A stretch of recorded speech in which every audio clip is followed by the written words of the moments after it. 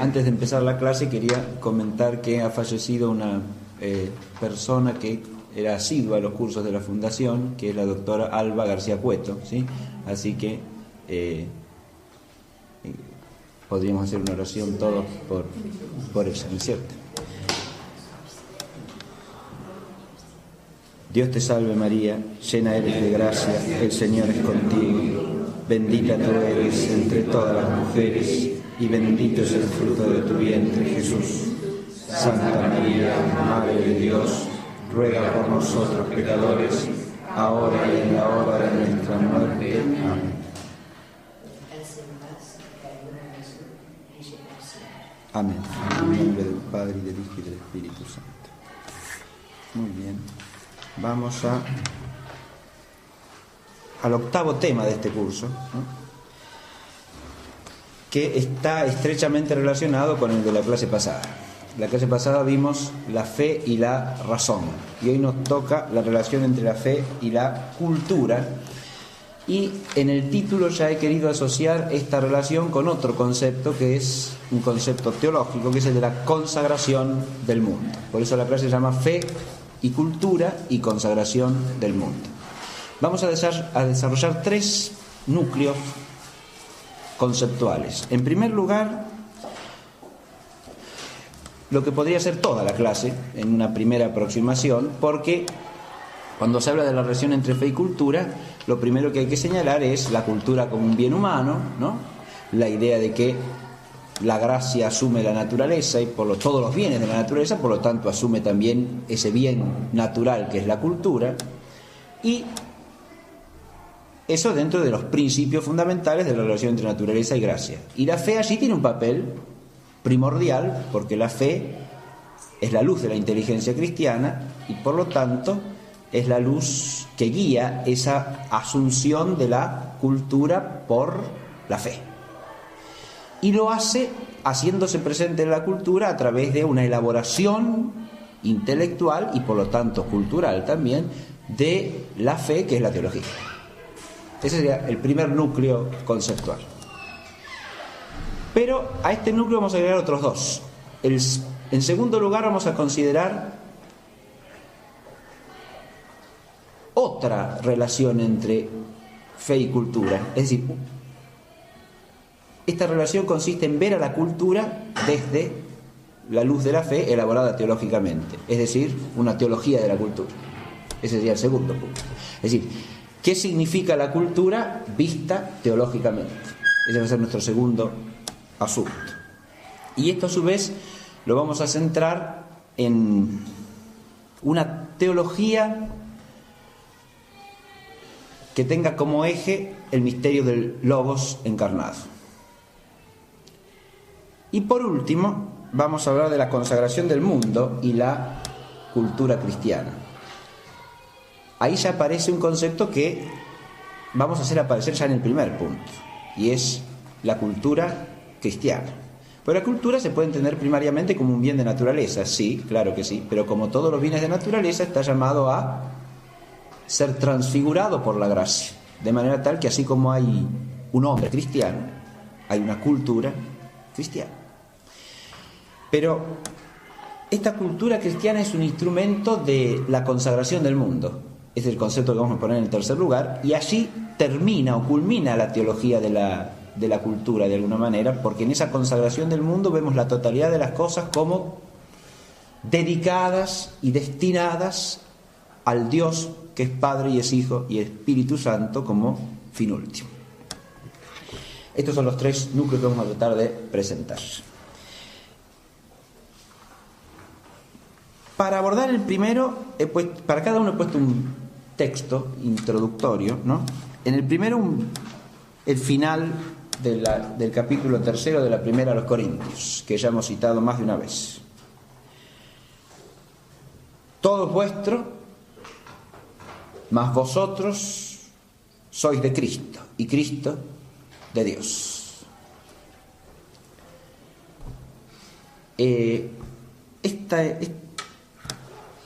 Esta expresión que aparece al final del capítulo 3 de la primera a los Corintios viene introducida por una pregunta. El pasaje que concluye con esta expresión viene introducido por una pregunta de la que podemos partir en este tema.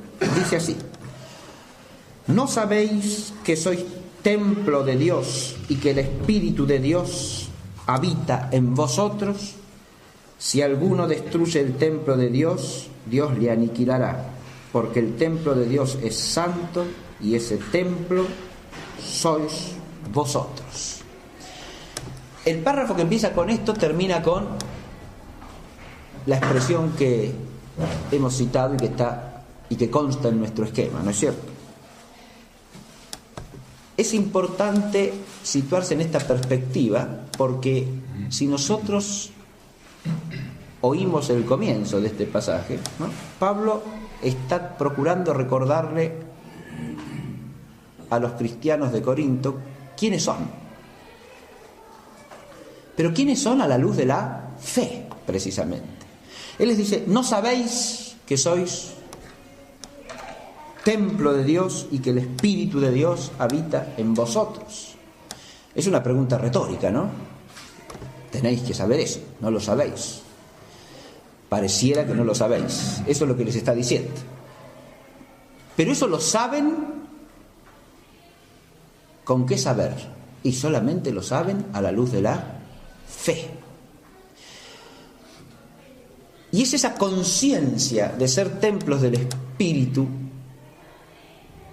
templos de Dios, lo que Pablo toma como fundamento para decir todo lo que sigue. Y eso que sigue culmina con esta afirmación: todo es vuestro, mas vosotros sois de Cristo y Cristo de Dios. Esta expresión suele citarse muchas veces precisamente para aludir ¿a qué? Al ritmo que debe seguir toda asunción de los bienes naturales en la vida cristiana. Cuando le dice todo es vuestro, Pablo hace una serie de... porque lo dice dos veces eso. Lo dice en esta última frase y lo dice un poquito antes, cuando les dice: porque la sabiduría de este mundo es necedad ante Dios, pues escrito está: Él caza a los sabios en su astucia.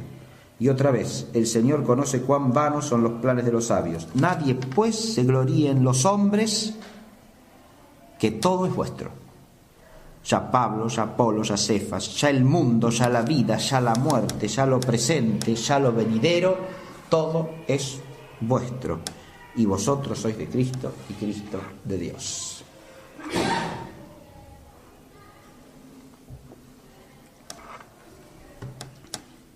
Ese todo es vuestro, en este contexto se refiere primero, a aquellos que han ido a anunciarles el Evangelio, ¿no? Porque menciona a Pablo, a Apolo, a Cefas. Ellos son de ellos, les pertenecen de alguna manera. Y después dice: ya el mundo, ya la vida, ya la muerte, ya lo presente, ya lo venidero. O sea, el mundo, toda la realidad creada, quiere decir el mundo aquí, la vida, la muerte, lo presente y lo venidero, todo es vuestro. Esto está estrechamente ligado a lo primero: sois templo del Espíritu, porque acá lo que se está manifestando es la realeza del cristiano. En este todo es vuestro se está reflejando el misterio de la realeza de Cristo y de la realeza del cristiano. Pero la realeza del cristiano es una realeza relativa.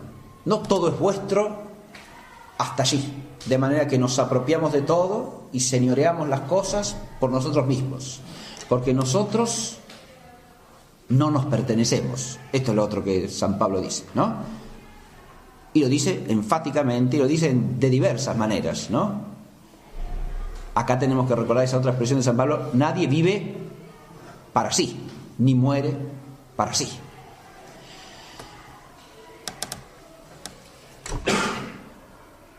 Nada existe para sí. Nada, nadie. A Dios no se le puede aplicar propiamente la expresión de que vive o existe para sí, porque el para indica una finalidad y Dios no tiene fin. Dios es el fin de todo, pero precisamente por ser absolutamente perfecto no tiene finalidad. Y las cosas creadas existen para Dios, de manera que para sí no existe nada. Eso es un principio hasta metafísico, ¿no? Que acá está dicho desde la luz de la revelación como el principio de la realeza y de la soberanía de Dios por medio de Cristo. Recordemos que en el mandato apostólico el Señor les dice a los apóstoles como introducción: me ha sido dada toda soberanía o toda potestad soberana en el cielo y en la tierra, y apoyados en eso ahora los envía. De manera que toda la misión de la Iglesia en el tiempo está basada en la realeza soberana de Cristo. Es por participar en esa realeza soberana que somos templos del Espíritu Santo y estamos llamados a señorear el mundo, sí, pero ese señorío es un señorío del hombre sobre toda la realidad, incluida su propia realidad humana, para Cristo y por medio de Cristo para Dios. Muy bien. Partiendo de este principio teológico, ahora vamos al tema de la cultura. Primero, una cosa que a mí me parece fundamental para pensar el tema de la relación entre fe y cultura más allá de lo que es obvio, elemental, básico, ¿no? Sí, la cultura es un bien humano, entonces una cosa que me parece fundamental es afinar un poquitito el concepto mismo de cultura, porque es una palabra que, como todas las palabras, puede entenderse más o menos precisamente, más o menos vagamente, ¿no? Y podemos caer en confusiones ya en la noción misma que nuestra inteligencia capte a través de esa palabra, si es que tenemos alguna noción precisa. Porque lo otro que puede pasar, peor todavía, es que nos suene solamente de una manera retórica y que no tengamos ningún concepto preciso de lo que llamamos cultura. Y por ahí se nos pueden filtrar confusiones enormes.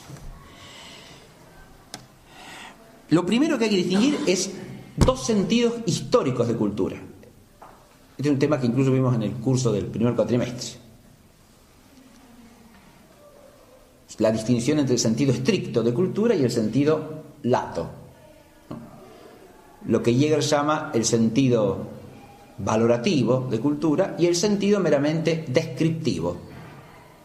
Entonces, primero, la cultura en sentido estricto es el todo esfuerzo en pos del perfeccionamiento del hombre como hombre en orden al fin último del hombre, que es el concepto clásico de la paideia griega.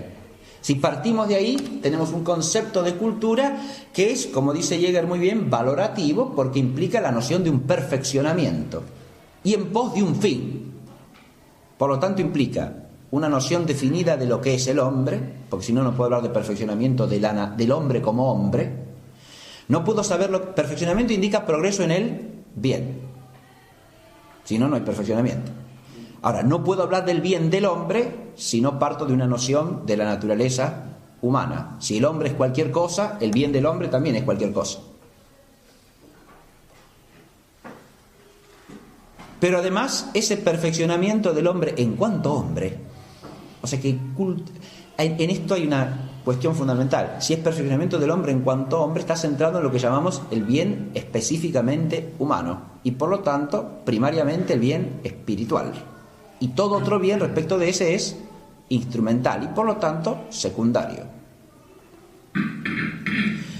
En el concepto de cultura estricto no se trata de todo lo que hace el hombre, de toda actividad humana, de la misma manera, porque no toda actividad humana, ni todo perfeccionamiento del hombre, ni todo lo que hace el hombre tiende igualmente y del mismo modo al perfeccionamiento del hombre como hombre. Es claro que el perfeccionamiento del hombre como hombre tiene que ver primariamente con la iluminación de la inteligencia por la verdad, el perfeccionamiento moral del hombre por las virtudes y el ordenamiento del vivir humano en su totalidad por la relación del hombre con lo absoluto religiosamente. Esas son las tres cosas, los tres ejes que perfeccionan primariamente al hombre como hombre. De nuevo insisto en esto, si uno habla de cultura y de perfeccionamiento del hombre, no puede pensar en el hombre cerrado sobre sí mismo. Ya ahí estaríamos presuponiendo un prejuicio erróneo, inmanentista, como un presupuesto válido. Cuando en realidad es exactamente al revés. Si hablamos de perfeccionamiento del hombre, hablamos siempre de una relación positiva del hombre con lo que lo trasciende, porque no se perfecciona sino en la medida que se finaliza, en la medida que cumple con su fin, con el fin de su naturaleza. Y su naturaleza específicamente es una naturaleza racional. Por eso dije que los bienes que hacen al perfeccionamiento del hombre como hombre son primariamente los bienes del espíritu, de la inteligencia, de la voluntad racional y del hombre inteligente y libre en relación con lo absoluto, en relación con la divinidad. ¿Esto implica el perfeccionamiento de las relaciones entre los hombres? Por supuesto que sí, porque tanto lo intelectual como lo moral como lo religioso el hombre no lo puede vivir sino en la medida en que vive las relaciones sociales, las relaciones entre los hombres. Esto implica también el perfeccionamiento del dominio del hombre sobre la naturaleza infrahumana, también, porque solo en la medida en que el hombre desarrolla las artes en su totalidad, ¿no?, y humaniza el entorno, puede vivir humanamente y puede realizar adecuadamente las relaciones sociales. Pero estas dimensiones que estoy señalando de la cultura implican un orden, y ese orden también hace a la noción estricta de cultura. No se cultiva, por ejemplo, las artes por ellas mismas, si se las cultiva culturalmente. No se trata simplemente de desarrollar, por ejemplo, la agricultura sin más, para tener una agricultura más perfecta. Y no. La agricultura es parte de la cultura, ¿no? De ahí viene además, ahí está la palabrita latina que nosotros usamos para hablar de la paideia griega, que es una de las versiones latinas. La otra es la humanitas, ¿no?, que es la más propia, como dice Cicerón, ¿no? La humanitas de Cicerón equivale a la paideia griega. Es decir, lo que hace al hombre propiamente hombre, lo que humaniza plenamente al hombre, no en el plano esencial, sino en el plano del perfeccionamiento y por lo tanto de lo que es accidental desde el punto de vista ontológico, ¿no? Ahora, el orden que acabo de mencionar es un orden en el cual primero está el bien intrínseco que perfecciona al hombre como hombre. Segundo, el bien instrumental, todo lo que sea un medio para eso. Ahora, frente a este concepto estricto de cultura, que implica, insisto, una noción de lo que es el hombre, una noción del orden jerárquico de los bienes que perfeccionan al hombre, y una noción del fin último del hombre, porque todo ese perfeccionamiento es ¿para qué? Y para que el hombre pueda alcanzar su fin último, si no tampoco estamos en el concepto estricto de cultura. No es simplemente desarrollar al hombre para que el hombre se desarrolle. Eso es un pensamiento, primero, absurdo, y segundo, vicioso. No es desarrollar al hombre para que el hombre se desarrolle. ¿Qué significa eso? ¿Para qué cómete? ¿Para comer? No. ¿Para qué cultiva la tierra? Para cultivar la tierra. Es un absurdo eso.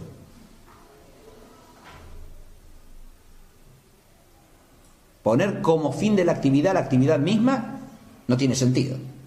Es un sinsentido. Y arroja al hombre al sinsentido.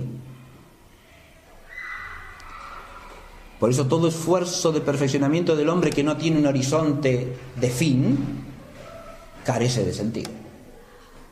Y termina agotándose a sí mismo y transformándose en cualquier otra cosa que no es esfuerzo de perfeccionamiento humano. La noción lata, amplísima de cultura, que aparece recién hacia fines del siglo XIX, con la etnografía, la antropología cultural, etc., ¿no?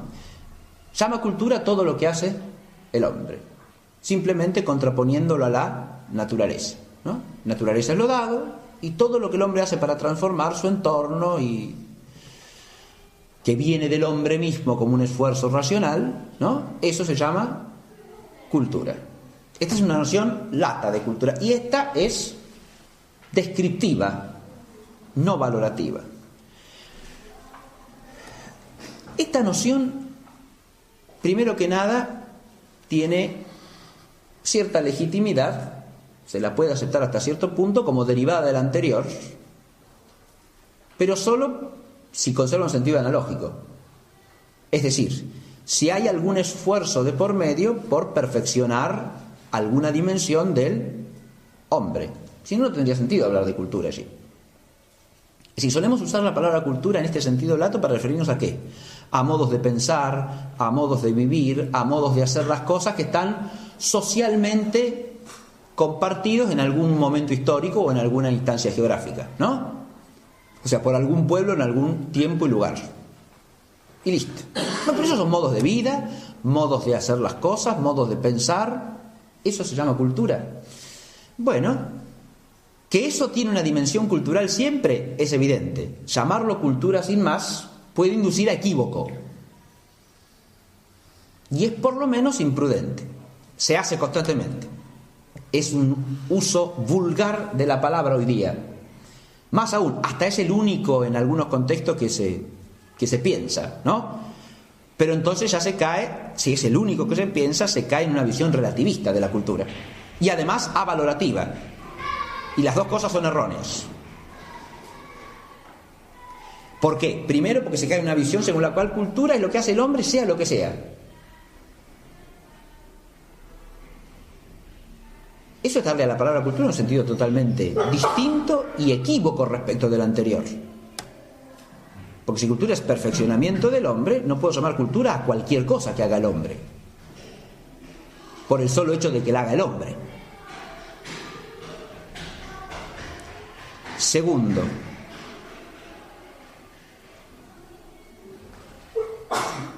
eso induce al relativismo. ¿Por qué? Porque si a todo lo llamo cultura, será tan cultura una cosa como su contradictoria. El hombre hace acá A y acá hace no A. En esta época obra de esta manera, en esta época de esta otra. En este pueblo, tiempo y lugar se hace así, y en este otro se hace lo contrario. Y entonces, y todo es cultura. Entonces, si a todo lo llamo cultura, todo es igualmente válido. Esta es la trampa de la noción descriptiva.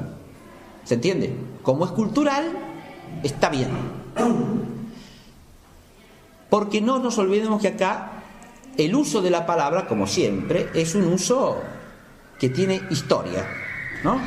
Y que no es ingenuo, digamos. La palabra cultura tiene una larga historia y tradición y carga con una dimensión valorativa, siempre, positiva. Cuando se la pasa a la función descriptiva, sigue teniendo esa connotación valorativa, aunque el concepto ya está desprendido de la relación con un bien objetivo. Entonces se usa retóricamente, ¿para qué? Para relativizar el bien. Porque como desuso connota cierto bien, si es cultural, y bueno, hay que aceptarlo. Y si hay que aceptarlo, porque está bien, ¿o no? Porque ¿qué hay que aceptar sin más una cosa porque se da de hecho? Y no, eso no es ningún principio, ni es razonable en sentido común, ¿no? Hay que aceptar algo porque se da de hecho. No. A lo sumo habrá que tolerarlo si no se lo puede evitar, pero no aceptarlo, que son dos cosas distintas. El concepto descriptivo tiene, dije, un elemento de verdad, pero siempre y cuando guarde cierta razón analógica. ¿Y a qué me refiero? Hay dos razones de analogía. En toda sociedad, de todo tiempo y lugar, sus modos de pensar acerca de la realidad, sus modos de relacionarse socialmente, las técnicas que se desarrollan para realizar la actividad humana, todo eso, las dimensiones que tiene la cultura, ¿no? En sentido estricto, todo eso, algún elemento auténticamente cultural tiene que tener, necesariamente, porque estamos partiendo de una naturaleza humana inteligente, capaz de entender la realidad, capaz de discernir el bien del mal, de modo que en todo tiempo y lugar hallaremos elementos auténticamente culturales. Primera cosa. Entonces, habrá algo de cultura en todo modo de vida social, algo de cultura habrá, sin duda. En ese sentido habría un elemento de analogía, ¿no? Digo de analogía porque llamar cultura a todo todo ya sería equívoco, pero sí a los elementos propiamente culturales que haya en ese modo de obrar, en ese modo de vivir, en esos modos de relación social, etc. Y lo otro analógico es que siempre hay en la actividad del hombre un esfuerzo en pos del perfeccionamiento. Eso se da en el hombre por un clamor de la naturaleza, digamos, ¿no? Es decir, es propio de la naturaleza humana. En ese sentido, la naturaleza humana es estructuralmente cultural, para decirlo de alguna manera. Busca siempre el perfeccionamiento y lo busca de una manera racional, no tiene otro remedio. ¿Está claro? Ahora, ¿eso quiere decir que lo busca bien orientado? A eso no necesariamente. Porque la orientación con que lo busca puede ser recta o puede ser torcida. Puede ser hacia la verdad o hacia el error. Y puede estar guiada por un ánimo que ame el bien objetivo o no, por un ánimo que se aparte del bien último. Pero siempre habrá formalmente algo que podemos estructuralmente llamar cultura en el sentido de un esfuerzo, de un empeño, de un cultivo. ¿Está claro? Ahí se conservaría el sentido etimológico del cultivar. El hombre puede cultivar tanto lo bueno como lo malo. Puede cultivar lo que lo perfecciona y lo que lo imperfecciona. La verdad o el error, la virtud o el vicio, la religión o la irreligión. Y a partir de allí, todo el resto de la cultura.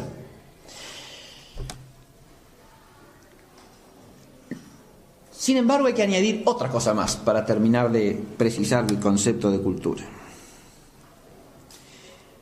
Y es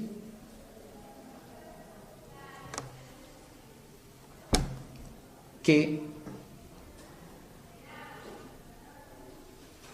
frente al concepto estricto de cultura, nosotros podemos discernir lo que cabe llamar anticultural. Si el concepto estricto de cultura nos remite a aquello que es perfeccionamiento o esfuerzo por el perfeccionamiento del hombre como hombre en orden a su fin último, ¿puede haber en la actividad humana lo anticultural o no? Tanto a priori, digamos así, como, dado la finitud y la falibilidad de la naturaleza humana, el a priori, como históricamente, la respuesta que se impone es afirmativa. Porque si uno lo visualiza históricamente, aparece el fenómeno de hecho.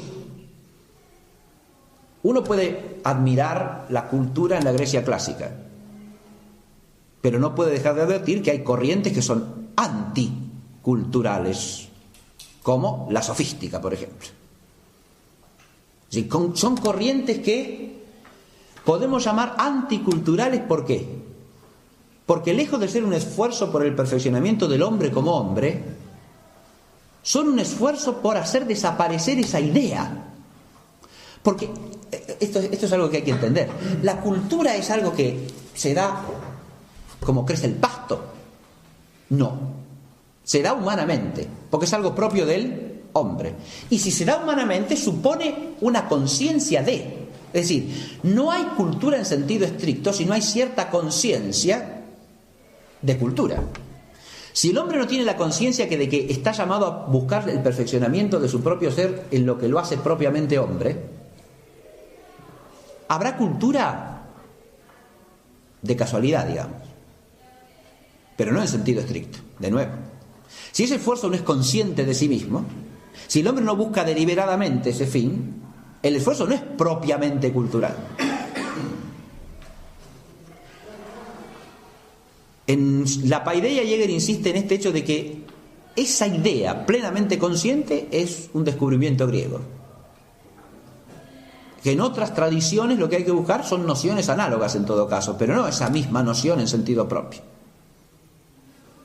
Y es una dimensión de su tesis que no ha sido rebatida hasta el día de hoy, porque en otras grandes tradiciones se encuentran ideas que cumplen una función parecida a la de paideia en la tradición griega, pero no es lo mismo.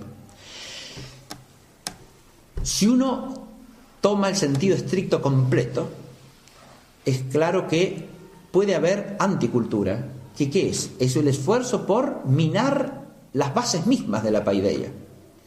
Si usted dice, como la tradición sofística, que no hay verdad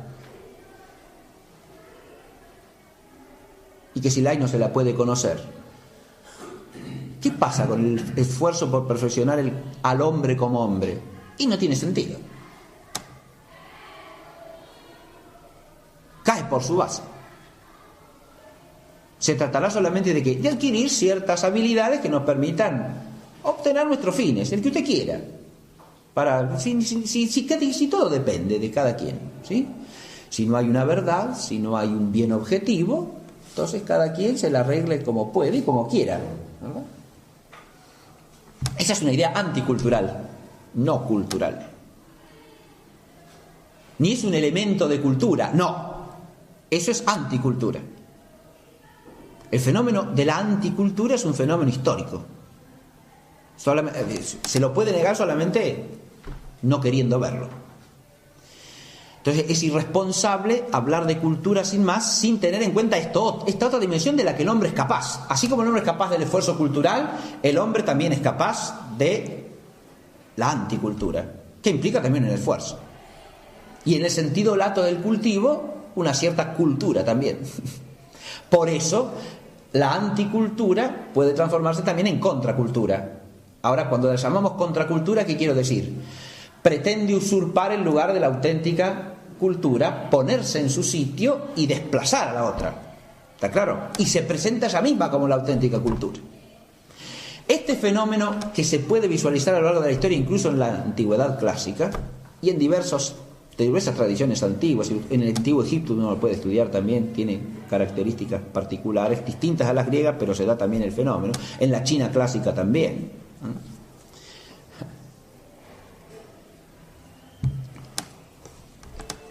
Cuando en la China clásica se produce la unificación por primera vez de todos los reinos, porque la China antigua era un conjunto de reinos, ¿no?, independientes entre sí. Cuando nace el imperio chino, ¿no?, que eso ya es en la misma época del imperio romano, digamos, ¿no? No es un fenómeno muy antiguo, es un fenómeno bastante reciente, digamos. Cuando se produce esa unificación, una de las cosas que procura hacer el emperador unificante es destruir, en la medida de lo posible, una serie de elementos de la tradición cultural que se había ido forjando en los siglos anteriores, pero que le ponían límites a su poder omnímodo. ¿Se dan cuenta? Entonces ahí hay una anticultura desde el poder y al servicio del poder. Mandó quemar montones de textos, de obras poéticas, literarias, historiográficas. Había que borrar la historia, la poesía, la reflexión moral, porque todo eso era contraproducente, ¿no? Era contraproducente para los fines inmediatos y prácticos de un poder autoritario que quería establecerse sobre todo lo demás sin respetar límites ni órdenes preestablecidos. ¿Está claro? Eso es anticultural también. No es cultura eso. ¿Qué va a ser cultura? Bien. Pero a su vez está el fenómeno anticultural y contracultural ya dentro de la historia del cristianismo y de los pueblos cristianos. Ahí ya el fenómeno pasa a otra dimensión. Lo anticultural y lo contracultural, diría yo, que siempre de alguna manera tienen un trasfondo oscuro, y si uno lo mira teológicamente, en el fondo demoníaco, porque está asociado al misterio del pecado y de la iniquidad y al padre de la mentira. Ahora, cuando se trata de una anticultura y de una contracultura en el ámbito de la cultura iluminada por la fe, ahora eso se hace más profundo todavía, ¿no? Porque se trata de una anticultura que es instrumento del anticristo. Está claro esto, ¿no? Eso tampoco es algo a lo que se pueda cerrar los ojos. Así, me parece lindo, no es lindo. Es un hecho. Hay una anticultura, es decir, hay un anticristianismo militante en la civilización, en lo que ha sido la civilización cristiana durante siglos, desde hace por lo menos 300 años. Por lo menos.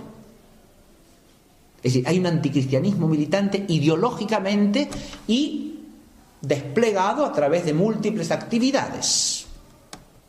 Y esto es un hecho. Es un hecho clarísimo de la historia. Frente a eso, hablar de eso como de cultura, a mí personalmente me parece una confusión. Y desde el punto de vista moral, una ligereza por lo menos. Porque es inducir a gravísimas confusiones. Si yo digo que la fe puede iluminar la cultura y asumirla, porque la gracia está llamada a asumir la naturaleza, ¿puedo hablar de la cultura en cualquier sentido? Y no. Primero que nada, no estoy hablando de la cultura en sentido lato, obvio, porque en la cultura en sentido lato o descriptivo puede haber elementos asumibles y elementos no asumibles. Primera cosa. Segundo, mucho menos se puede estar hablando de lo que es anticultural y de lo que es contracultural, porque eso sí que no es asumible. Eso no es asimilable en el reino, porque eso es lo que lo contradice, lo que lo niega y lo que procura contradecirlo. Eso solamente puede ser objeto de un conflicto, de un combate de fe. Ahí hay un buen combate de la fe que hay que librar. Es decir, no se puede asumir frente a una corriente anticultural la misma actitud que frente a la paideia. Esto es lo que estoy diciendo. Porque no es lo mismo. Estaríamos confundiendo dos cosas que son esencialmente distintas.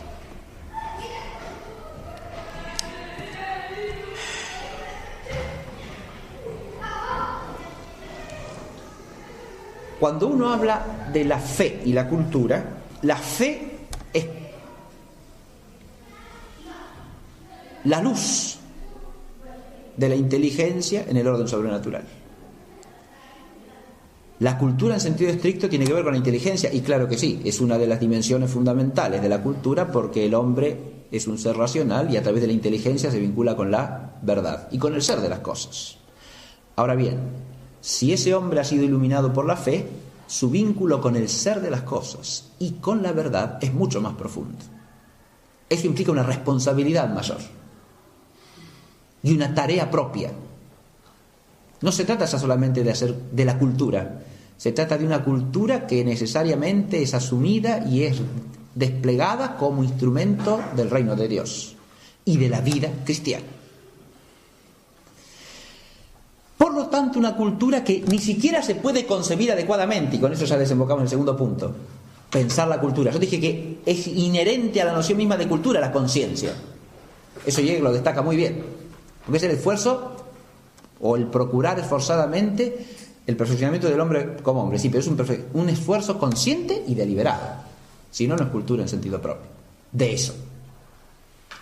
Ahora, el cristiano también es consciente de que está llamado a vivir culturalmente, porque sigue siendo hombre, pero al mismo tiempo que esa cultura suya es una cultura cristiana. Ahora volvemos al término de Pablo: todo es vuestro, pero vosotros sois de Cristo, y Cristo de Dios. Esa cultura suya es un instrumento del reino. Esa cultura suya es algo que está vivificado por la presencia del Espíritu de Dios, porque el párrafo de la primera a los Corintios que leímos empezaba con eso, ¿no? ¿No sabéis que sois templos de Dios y que el Espíritu Santo habita en vosotros? Ahora, esta es la conciencia que guía al cristiano en la cultura, la de que es miembro del cuerpo de Cristo vivificado por el Espíritu Santo, y la de que él mismo es templo del Espíritu Santo, es el lugar donde está la presencia de Dios. La fe lo hace consciente al cristiano de que tiene una tarea cultural en el reino, o dicho de otra manera, que todo perfeccionamiento humano es asumible solo en la medida en que es instrumento del reino de Dios, o sea, para Cristo, que es para Dios. Y esto tiene que ver con otra cosa que dice Pablo aquí y que releo para terminar con esta primera parte.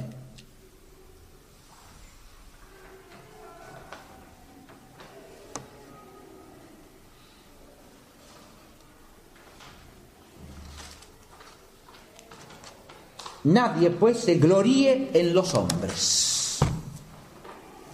Nadie pues se gloríe en los hombres, que todo es vuestro. Esto se los dice porque se pelean a ver quién evangelizó a este otro de más allá, ¿no? Hay unas reyertas entre los corintios, a ver, a mí me transmitió el evangelio Pablo, a mí Cefas, yo soy de Pablo, yo soy de Cefas. Cada uno se gloría en el maestro que tuvo. Esa es la idea, ¿no? Nadie se gloríe en los hombres, porque todo es vuestro. Y entonces dice, y Apolo, y Pablo, y Cefas. Fíjense lo que está diciendo, ¿no? Estos cristianos se gloriaban de quienes, a ver, a mí me lo transmitió fulanito, menganito, para exaltar que habían recibido el evangelio de este o de aquel. Y Pablo les dice, es al revés. Nosotros les pertenecemos a ustedes, no ustedes a nosotros. Esto es lo que está diciendo Pablo. Ellos son los evangelizadores, el apóstol y los que lo acompañan, o los apóstoles, porque está Cefas también de por medio, y los discípulos de los apóstoles, ¿no? Como Apolo. Pero estos les transmiten el evangelio. Ellos no tienen que vanagloriarse de quién lo recibieron, porque estos, nosotros, les dice Pablo, les pertenecemos a ustedes, todo es vuestro. Y ahí es donde dice, ¿no? Todo es vuestro. El mundo, la vida, la muerte, lo presente, lo futuro. Todo es vuestro.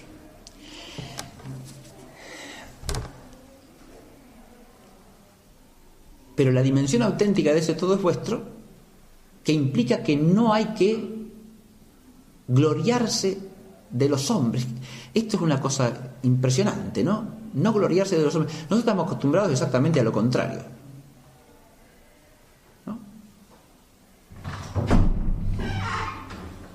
Y mucho peor ya, a gloriarse cada uno de sí mismo, ¿no es cierto? Pero lo que Pablo les pide acá es que sean conscientes de que eso es un sinsentido, porque estos hombres, los que les han transmitido el evangelio, si uno piensa humanamente es razonable, ¿no? Recibir el evangelio de Pablo o de Cefas, ¿cómo? Es una cosa extraordinaria eso, ¿no? Pero lo que él les está diciendo es, eso no es nada, porque nosotros somos vuestros. Sí, hemos sido enviados a esto por Cristo. Ese nosotros somos vuestros también se podría revertir en la medida en que los otros, los que han recibido el evangelio, tienen que obrar como cristianos en relación con ellos. Entonces ahora sería al revés, ¿no? Los otros son de ellos. En la medida que tienen que corresponderles como testigos de la fe, sería al revés. Nos pertenecemos en la medida en que nos entregamos en Cristo. Esta sería la idea, ¿no? Y entonces nadie tiene que gloriarse del hombre, porque esa entrega no es más que la consecuencia del envío que han recibido y del mandato y de la misión que han recibido, que hemos recibido por la gracia de Cristo. Y ahí es donde viene el recuerdo de la soberanía esa de todo es vuestro, todo es vuestro, pero vosotros sois de Cristo y Cristo de Dios. En cuanto a la cultura, ¿esto se puede aplicar o no? Y por supuesto que sí. Pero, ¿qué significa entonces? Que todo es nuestro en cuanto sea un bien que podemos ordenar a Cristo, es decir, que podemos devolverle a Cristo en cumplimiento de ese destino de templo del Espíritu al que hemos sido elevados por la gracia del bautismo y del que somos conscientes por la luz de la fe. Por esto hace necesario, ¿qué cosa? Que toda la luz de la fe se proyecte sobre la totalidad de la vida cultural, ¿o no? Y esto solo se logra si hay una visión cristiana de la realidad, y eso implica el esfuerzo de la teología, que es la presencia de la fe en la cultura. Sin el esfuerzo teológico no puede haber cultura cristiana, porque no puede haber una síntesis de visión de la realidad a la luz de la revelación.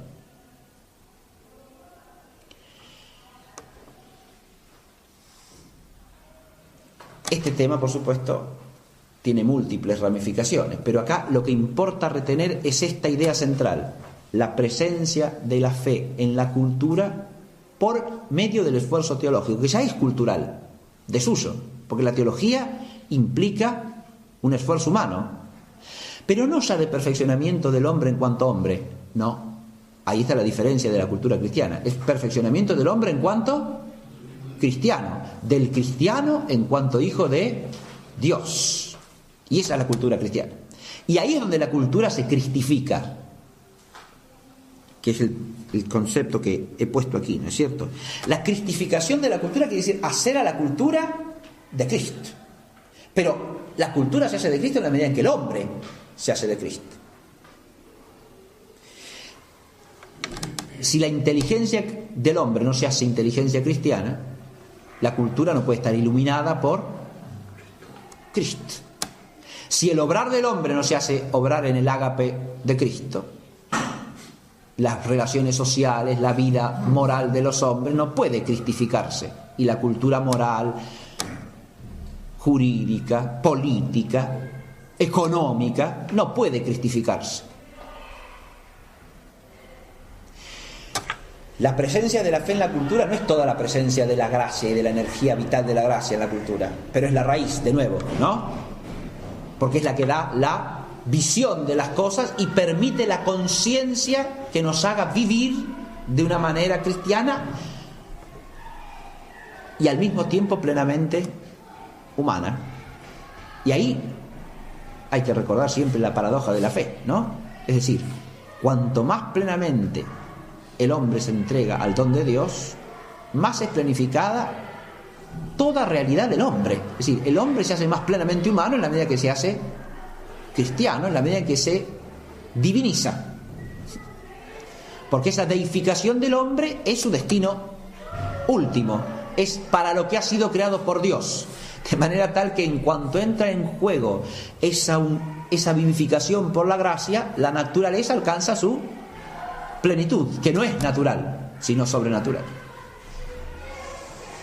La clase pasada yo la dediqué centralmente a tratar de mostrar cómo lo natural y lo sobrenatural no se pueden separar, no se deben disociar, sino que hay que pensarlos en unidad.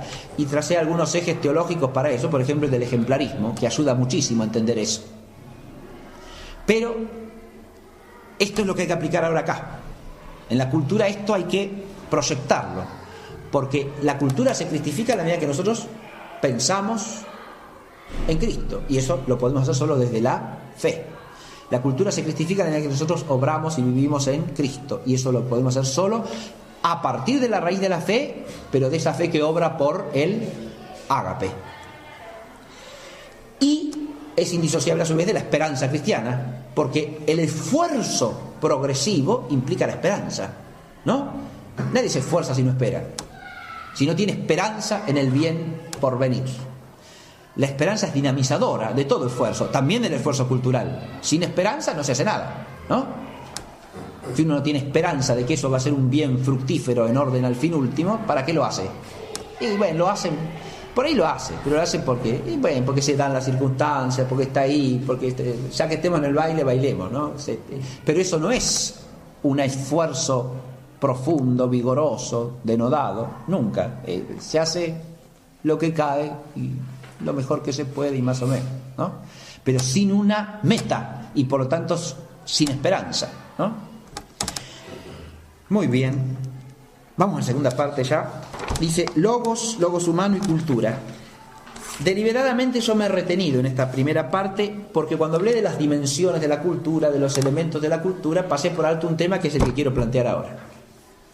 En la cultura tiene una centralidad y una radicalidad originante, una dimensión del hombre que es la palabra. Eso es otra cosa en la que hay que insistir con oportunidad y sin ella, porque la palabra es la raíz y el medio de toda la vida cultural. Es la raíz porque es la primera propiedad del hombre como ser espiritual. Es el signo connatural que expresa la inteligencia humana y al espíritu humano. Inteligencia y voluntad cooperantes.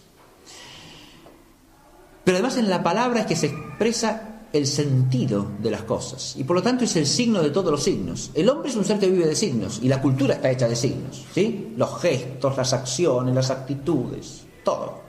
Pero la palabra es el signo de todos los signos, porque el sentido que tienen todos los otros signos se expresa en la palabra, sin los cuales esos signos son mudos e ininterpretables. Es lo que le pasa al que quiere conocer el pasado humano cuando no tiene palabra. No puede hacer historia en sentido propio, porque no hay signo que se le interprete al hecho.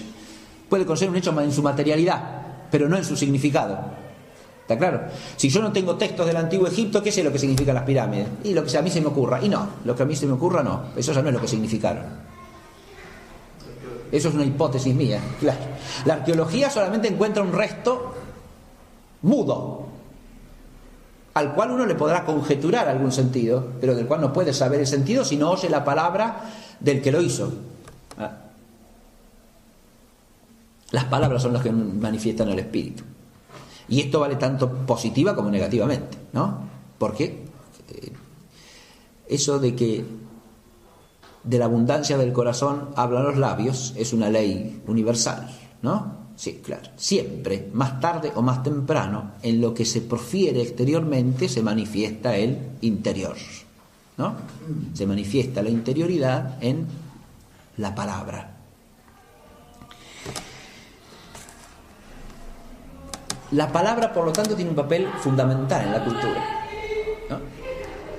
Es el fundamento de todas las otras actividades culturales y sobre todo de la conciencia a partir de la cual se realiza el esfuerzo cultural. El concepto mismo de cultura es una palabra. Es una palabra. Cuando yo hablo de palabra, no hablo de la palabra exteriormente proferida solo, ¿no?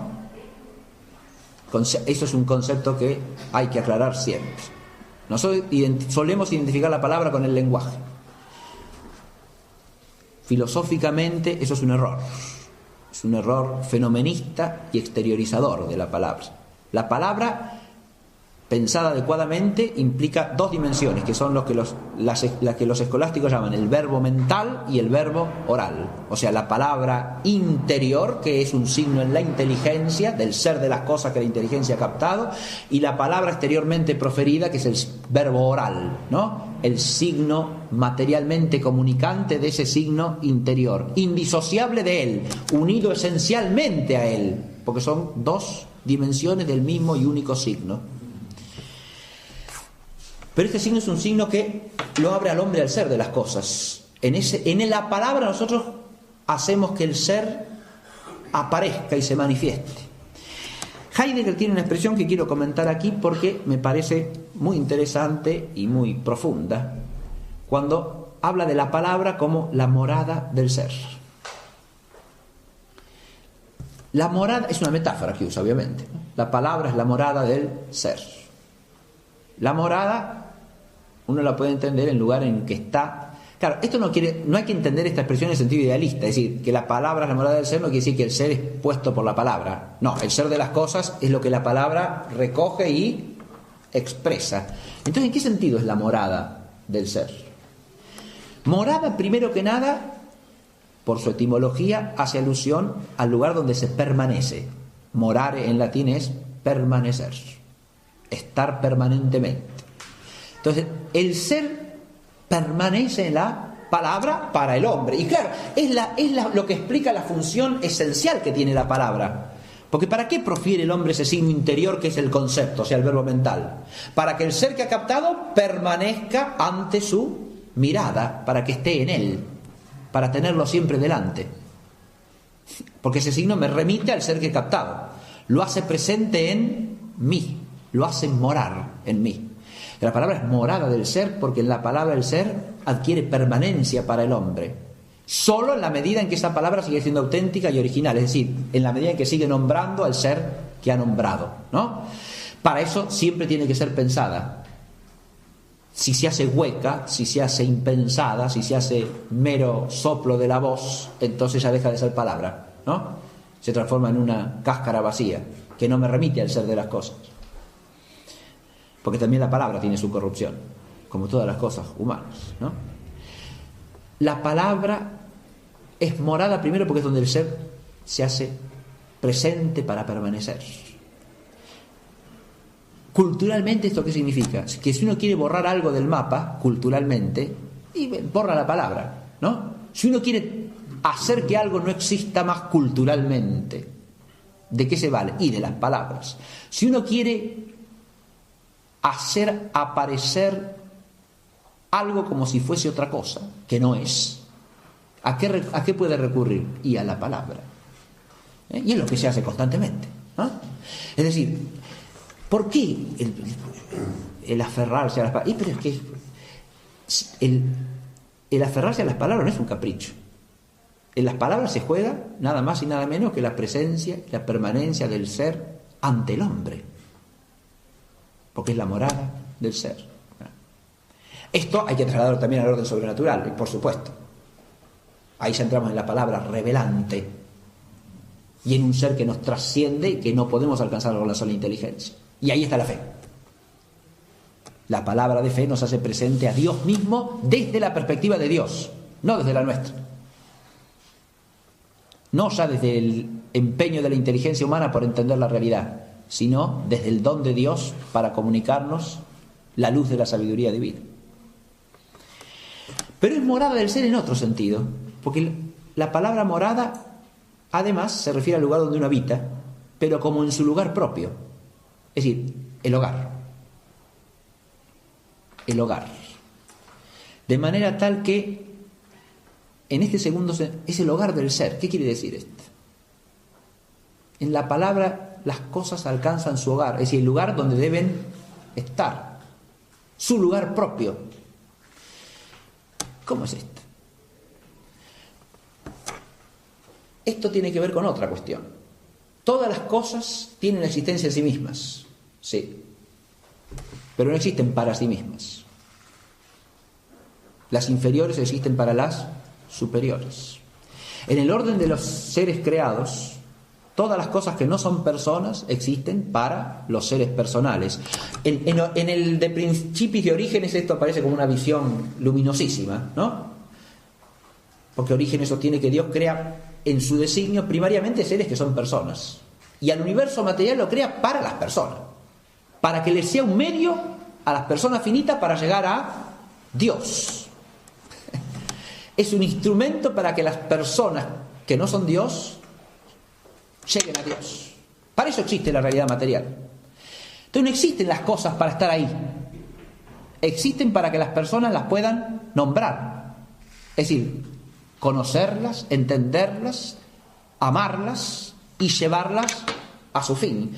Por eso este otro aspecto de la morada del ser como hogar, es decir, la palabra es el hogar del ser. Significa que las cosas adquieren su lugar propio cuando son nombradas por el hombre, en ese ser intencional, en ese ser espiritual que adquieren al ser captadas por el hombre.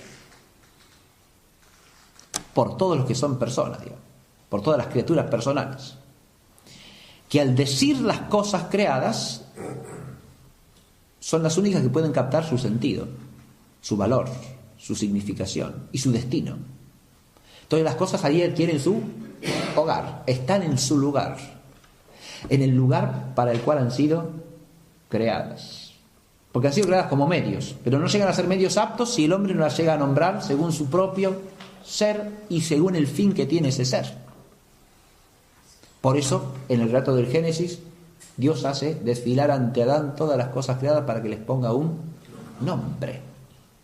Es decir, recién ahí las cosas adquieren el cumplimiento del destino para el cual han sido puestas por Dios. Ahí están en su casa. Pero esto implica que el hombre las pueda nombrar según Dios, ¿o no? Porque la palabra humana es una palabra de segundo orden. Acá viene el otro aspecto metafísico y teológico fundamental. La palabra humana no es la palabra creadora primera, es una palabra recreadora en todo caso y consagradora, pero no es una palabra que le da a las cosas su ser y su sentido originario. Eso les viene de Dios. Por analogía, el hombre hace eso, darles el ser a las cosas solo respecto de las artificiales. Pero las cosas artificiales presuponen el conocimiento y el ser de las cosas naturales. El arte humano es un arte de segundo orden y es una participación del arte divino. Pero el proferir humano de palabras es un proferir humano de segundo orden. ante el cual hay uno que es el primero, y es el proferir divino de la palabra. Ahora, el proferir divino de la palabra es primero que nada inmanente en la Trinidad de Dios, donde Dios dice una sola palabra, que es su Hijo. Y luego es el proferir ad extra en la revelación, donde Dios dice toda palabra revelada para iluminar a los hombres en el conocimiento de su destino último. Y esa manifestación de la palabra ad extra culmina a su vez ¿en qué? En la encarnación de esa palabra eterna y única que es el Logos unigénito del Padre que se ha hecho hombre.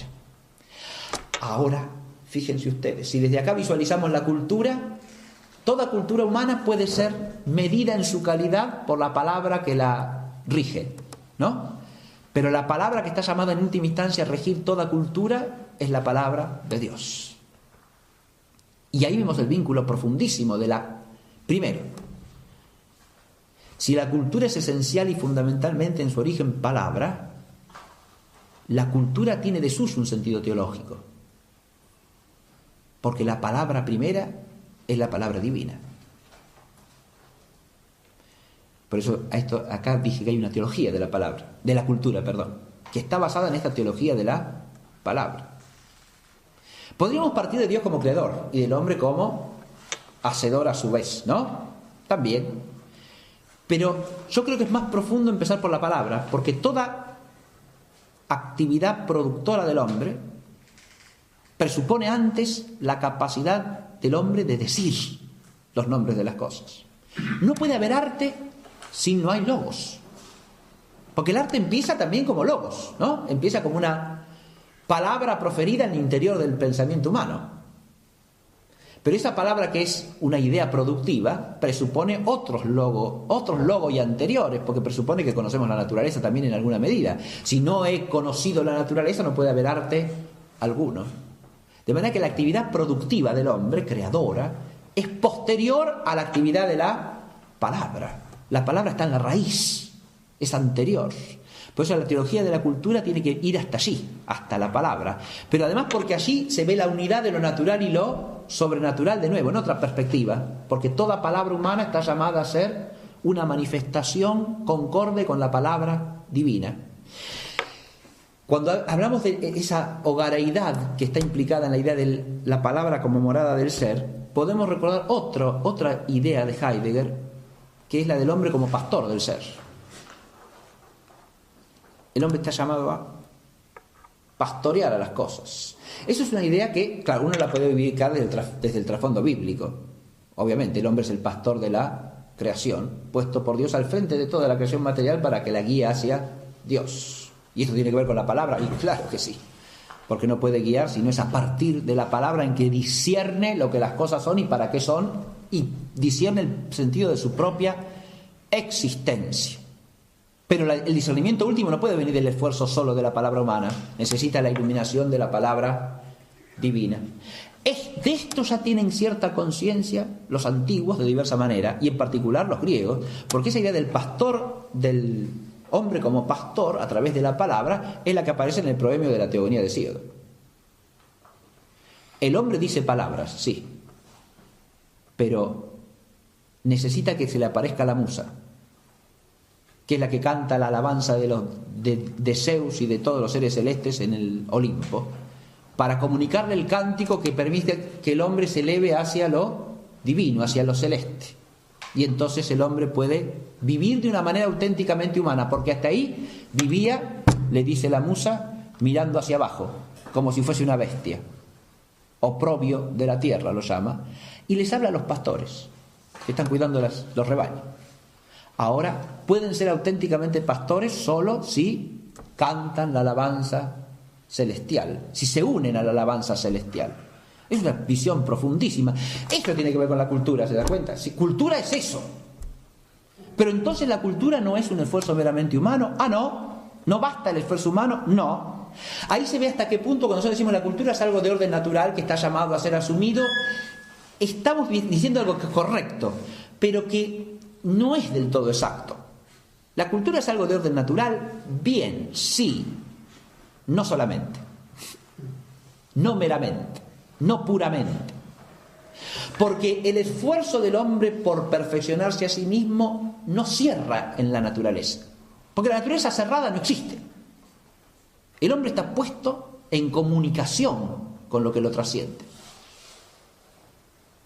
Esto es algo que hay que entender. Yo creo que es una de las deficiencias más grandes que incluso tenemos en nuestra cultura teológica. Y eso se transmite también a la cultura ambiente. Y es un error que circula ampliamente. Hasta en sus últimos reflejos degradados, digamos así, de negación de lo sobrenatural para quedarse con lo sobrenatural, ¿no? Si disociamos una cosa de la otra, fomentamos esa separación. En la visión esa que yo dije de Hesíodo, el hombre no puede existir auténticamente como hombre si no es bajo el influjo de una energía que lo trasciende. No es hablar de la gracia santificante, pero es una cosa análoga. Sin el influjo divino positivo, el hombre tiende a bestializarse.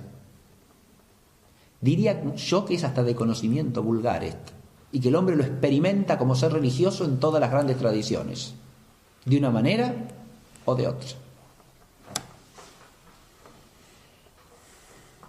En este sentido, la anticultura anticristiana es lo más antihumano que puede haber, porque postula precisamente como el bien supremo del hombre que el hombre no se refiera a lo trascendente y se desligue de toda idea y de toda relación con lo trascendente.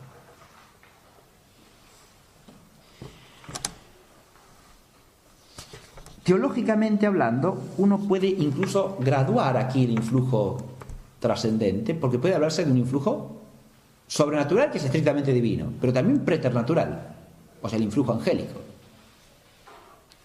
que puede ser de los ángeles que glorifican a Dios o puede ser de los ángeles separados de Dios. Es decir, puede ser de los mensajeros que siguen al padre de la mentira. ¿Y ese influjo es real o no? Pero claro, de nuevo, teológicamente uno no puede hacer como si eso no existiera. Fíjese, el influjo del maligno a veces se lo toma simplemente partiendo de las posesiones físicas. Esos son fenómenos que existen. Pero diríamos, es el ámbito menos relevante del influjo demoníaco. Porque siendo el demonio un puro espíritu, su influjo es primariamente en el orden espiritual, no en el orden físico. Llega al orden físico cuando quiere manifestar su presencia. Pero, en general, más bien trata de ocultarla. Y su influjo primario es en el orden espiritual, en el orden de la inteligencia, de la voluntad. Acá, ¿puede dominar el demonio? No, jamás. ¿Pero puede influir? Sí, señor. El influjo angélico o el influjo de los espíritus creados en el hombre es un tema teológico interesantísimo, ¿verdad?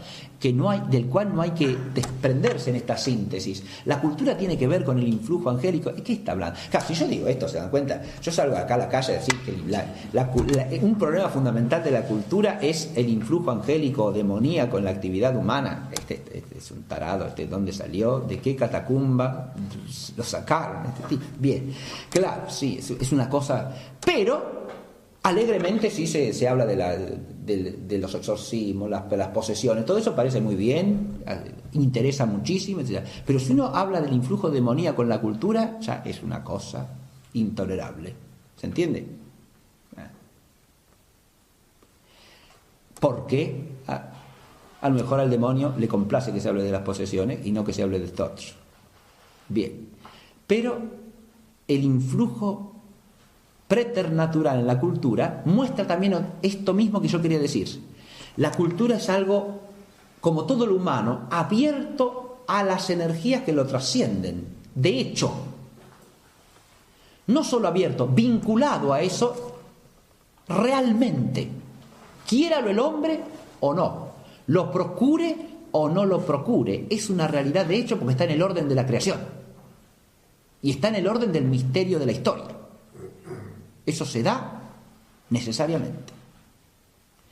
el hombre lo que puede ser es más o menos consciente del papel que ocupa en ese misterio, ¿no? Eso sí. Y la fe nos da una conciencia suprema a ese respecto y por lo tanto una responsabilidad suprema.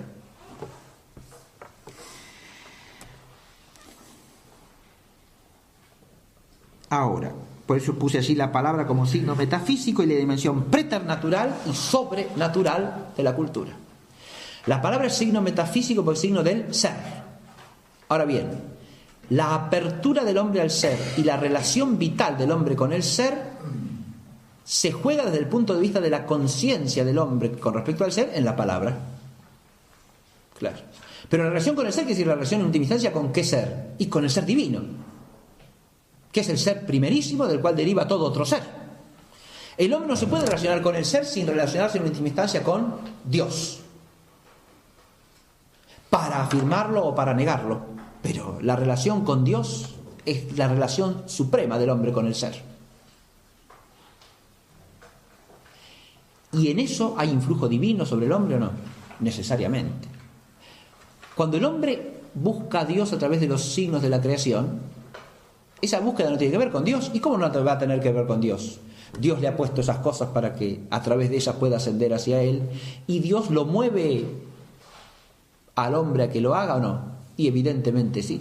A lo largo de todos los tiempos, en todo lugar, la eficacia de la gracia divina es universal, ¿no? Entonces las gracias actuales que acompañan al hombre en ese camino del esfuerzo cultural son innegables, ¿no? Pero además lo acompaña con influjos preternaturales, claro que sí. El influjo preternatural está en la economía de la creación para auxiliar al hombre, ¿no? El influjo de los espíritus superiores sobre los inferiores, digamos así, ¿no? Bien. Pero a partir del misterio de la iniquidad, ese influjo se hace conflictivo, ¿no? Y a partir del misterio de la iniquidad que se da en los seres espirituales puros y en el hombre. Esto es lo que... esta es una realidad misteriosa que se proyecta sobre la totalidad de la cultura. Pero en ese horizonte tenemos que poner la irrupción final del Logos eterno que está dado para la salvación del hombre. Entonces, y ese es el texto que guía esta parte, ¿no? Y el Logos se hizo carne y plantó el tabernáculo entre nosotros. El Logos divino es la plenitud de toda palabra, y es este Logos el que plenifica no solo la palabra humana creada, sino también toda palabra revelada, porque en él está la plenitud de la revelación. Fíjense de nuevo acá la unidad, ¿no? La palabra humana es un esfuerzo hacia el ser y por hacer presente el ser, pero ese esfuerzo necesita, para que el hombre llegue a su fin último, que no es natural y que no está al alcance de la palabra humana, la revelación. Y tenemos toda la historia de la revelación profética allí. Pero esa revelación profética, lo mismo que todo esfuerzo del Logos humano, que forman parte del mismo camino hacia la plenitud, llegan a su culminación en la encarnación del Logos. El Logos hizo carne y habitó entre nosotros. Pero al hacerse carne toma a la naturaleza humana y la hace suya para divinizarla. Y ahí es donde entra la cultura. Pero esa cultura no puede ser divinizada si no es divinizado el hombre, que es el actor de la cultura, que es el agente de la cultura, que es el que la realiza. Y si no es divinizada la palabra del hombre, y claro, ahora viene ahí cerramos este punto, ¿no? La palabra humana está llamada a divinizarse, a hacerse instrumento de la palabra de Dios, a hacerse signo expresivo de ¿qué? Del Logos eterno. ¿Y eso es una palabra de fe o no? Y claro, ¿cómo llega la luz del Logos eterno a nuestra propia inteligencia para hacerse palabra nuestra? A través de la fe. Entonces ahora la fe tiene un papel importantísimo en relación con ponerle a las cosas los nombres que las cosas tienen en el designio eterno de Dios que se nos ha manifestado en Cristo. Acá el esfuerzo cultural del cristiano lo podríamos definir como el esfuerzo por hacer que toda dimensión de la realidad humana esté iluminada por una palabra que sea participación y eco del Logos eterno. Que todas nuestras palabras sean palabras en la palabra divina, que se ha hecho carne, para que nosotros podamos ser divinizados. Esto significa que hay una... Fíjese, en la fe solamente podemos entender esto, claro, pero lo podemos a su vez realizar a través de la luz de la fe, en la medida en que nuestras palabras se hacen palabras iluminadas por la fe. Y capaces de iluminar al mundo por la fe, porque si la sal pierde su sabor, ¿qué puede salar? No sirve ya para nada, hay que tirarla a la calle y que la pisen los que pasan, ¿no?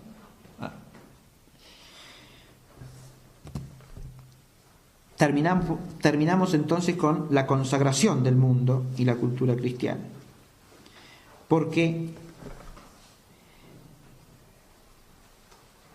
a través del Logos encarnado se nos manifiesta el sentido de las cosas. Por la luz de la fe, la sabiduría divina se hace alma vital de la cultura desde el punto de vista del conocimiento, ¿no? Esto implica la cultura teológica en el esfuerzo plurisecular de la Iglesia como un camino de progresiva transfiguración de la palabra humana por la luz de la palabra divina. O sea, para que la luz de la palabra eterna llegue a todo hablar humano, a todo. Pero esto tiene que ver con ¿qué? Y con el último concepto, que es el con el que cerramos. La cultura vista teológicamente no puede ser sino entendida desde el concepto de consagración del mundo. ¿Qué es la consagración del mundo?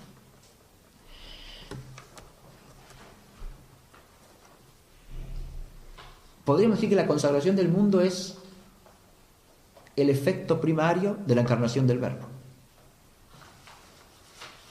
Porque al encarnarse el Logos ha tomado la humanidad, pero en la humanidad ha tocado la totalidad de la creación, toda la realidad creada. ¿Para qué? Para consagrarla, es decir, para hacerla sagrada. ¿Qué quiere decir eso? Hacerla sagrada es ofrecerla a Dios, entregársela a Él. ¿Y pero es suya o no? ¿No es sagrada ya en su origen? Claro. La creación es sagrada o no. Es sagrada porque viene de Dios. Toda la realidad creada tiene la sacralidad de su origen. Pero esa sacralidad del origen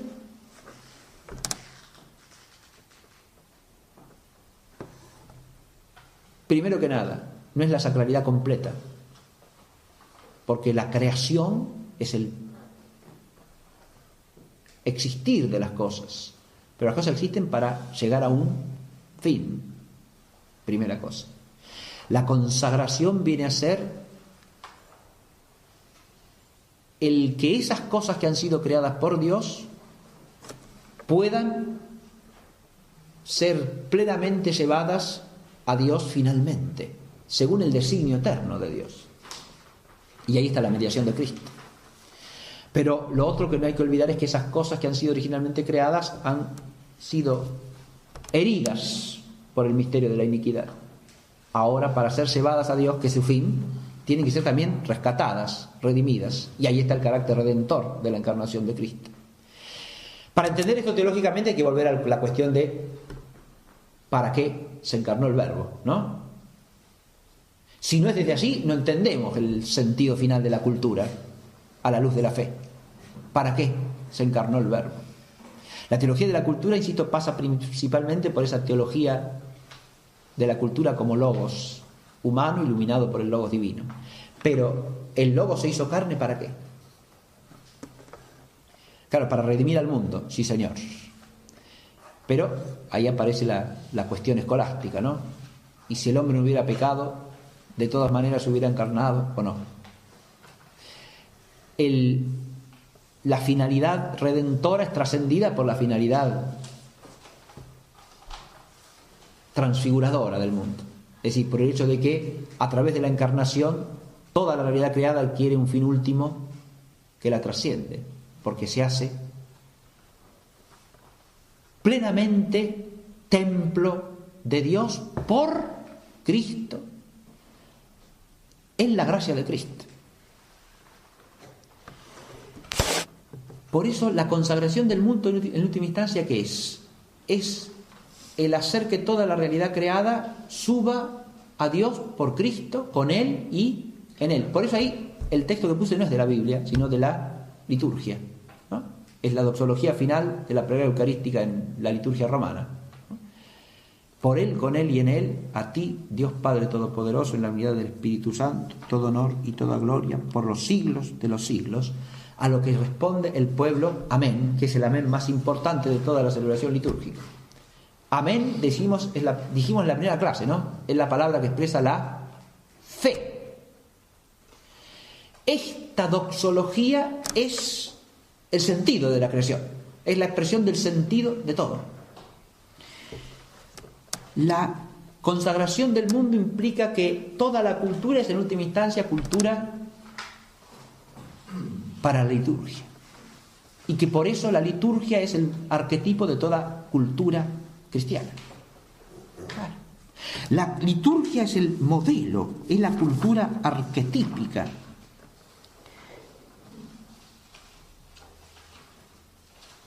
Yo puse en el punto E1 la alabanza litúrgica como arquetipo de la cultura cristiana y la fe. La liturgia, en primer lugar, es el arquetipo de toda cultura cristiana. ¿Por qué? Porque en la liturgia, que es la fuente y culmen de la vida toda de la Iglesia, al realizar la acción sacramental instituida por el mismo Cristo y presidida por Él como sumo sacerdote, como único sacerdote de la alianza nueva y eterna, de la cual los sacerdotes ministeriales y el pueblo sacerdotal son partícipes del único sacerdocio de Cristo. Porque para que haya consagración en última instancia tiene que haber sacerdocio, es decir, mediación entre los hombres y Dios. Sin sacerdocio no hay consagración. Cuando se realiza la acción sacramental y la acción eucarística centralmente, dentro de toda acción sacramental, la realidad del mundo es tomada, pero ¿para qué? Para que sea un signo eficaz de la acción de la gracia divina. Entonces, ahí se da la máxima unidad de lo humano y de lo divino, y dinámicamente, en orden al fin último de todas las cosas. Porque ahí la acción misma de los hombres que están consagrados y que están por el carácter sacramental unidos a Cristo, Rey, sacerdote y profeta, ¿no? Que es el mediador único entre Dios y los hombres. Ahí esta acción de estos hombres que actúan con Cristo, por Cristo, con Él y en Él, y si no, no pueden hacer esa acción, porque la liturgia es básicamente obra de Dios, ¿no? Es como llaman la regla de San Benito a la alabanza de la divina liturgia, ¿no? Opus Dei, obra de Dios. Eso es la liturgia. La liturgia es la obra divina por excelencia, pero al mismo tiempo es una obra humana, ¿o no? Claro. ¿Y es un esfuerzo del hombre? Sí, Señor. Pero decimos, es el arquetipo de toda cultura, ¿por qué? Porque es la acción suprema que el hombre puede hacer en unión con Dios, y la que le da sentido a todas las demás, y de las que brota la luz y la energía vital para todas las demás. En esa actividad tenemos el arquetipo, el modelo de la cultura cristiana, de todos los aspectos de la cultura, de todos, absolutamente de todos, de lo intelectual, de lo moral, de lo religioso, del uso de la voz, del uso de la palabra, de los gestos, del cuerpo, todo. Si uno estudia esto históricamente, yo ahí puse arquetipos históricos, los santos padres y la cultura intelectual cristiana, el monacato y la cultura cristiana. Serían dos caminos para recorrer ampliamente y mostrar históricamente cómo la liturgia ahí es el arquetipo de toda cultura cristiana. Porque la cultura teológica de los padres es una teología hecha doxológicamente, es decir, al modo de la liturgia. asumiendo todos los bienes humanos para ofrecérselos a Dios, para que Dios los transfigure y los haga signos eficaces de su gracia. Así es como decíamos la clase pasada, hay que asumir la razón, ¿no? Según los padres, Orígenes, la bella cautiva, que recordamos la clase pasada. La paideia de los griegos hay que tomarla, como se toma el pan y como se toma el vino, purificándolas para poder dedicarlas a Dios como ofrenda grata y como un instrumento de ¿qué? De una acción que es divina, porque la sabiduría teológica no viene del hombre, viene de Dios, porque brota de la fe, que es un don divino. Ahora el hombre pone ahí todo su esfuerzo, el fruto de su trabajo, digamos, ¿no? Ahí la cultura, la cultura intelectual en este caso, ¿no? En el caso de la obra teológica de los padres, ¿no? La cultura intelectual entera, en todo lo que es asumible, al servicio de ¿qué? De la inteligencia creyente, de la inteligencia de la fe. Y esa inteligencia de la fe no puede ser sino alabanza hecha al Padre por el Hijo en el Espíritu, como en la liturgia.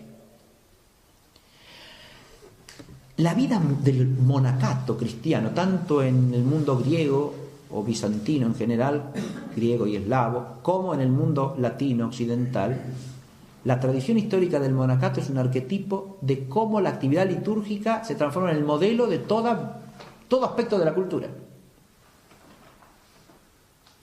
Y aún de aspectos que uno puede decir, bueno, ¿qué tiene que ver la economía con la liturgia? Hay muchísimo. Los monasterios fueron centros de actividad económica, pero de una actividad económica hecha al modo de la liturgia,